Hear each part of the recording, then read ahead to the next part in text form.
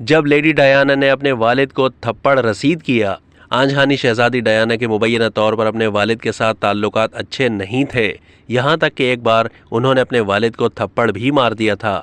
صحافی ٹینا گوڈون نے انکشاف کیا کہ شہزادی ڈیانا کو جب اپنے والد کی دوسری شادی کا علم ہوا تو وہ اپنے غصے پر قابو نہ رکھ سکیں اور والد سے سامنا ہونے پر انہیں تھپڑ رسید کر دیا۔ ٹینا گوڈون نے بتایا کہ شہزادی ڈیانا کے والد ایڈورڈ جان نے اپنی پہلی بیوی فرانسس شینڈکیٹ کی اجازت کے بغیر جولائی 1976 میں رائن میک کارکوڈیل سے دوسری شادی کر لی تھی۔ اس سے پہلے سن 2017 میں شاہی مبصر انگرڈ سیوارڈ نے بھی یہ بتایا تھا کہ صرف ڈیانا ہی نہیں بلکہ ان کے باقی بہن بھائیوں کو بھی سوتیلی ماں رائن پسند نہیں تھی اور اس لیے وہ سب مل کر اپنی سوتیلی ماں کو جان بوجھ کر تنگ کرتے تھے۔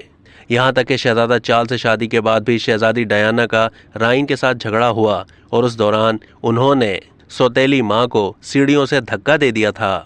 اس حوالے سے رائن کے پرسنل اسسٹنٹ نے انکشاف کیا کہ جھگڑے کی وجہ یہ تھی کہ ڈیانا کو لگ رہا تھا کہ اس کی اصل ماں فرانسس شینڈکیٹ کو ان کے بھائی چارلس اسپینسر کی شادی کے موقع پر خاطر خواہ توجہ نہیں دی گئی۔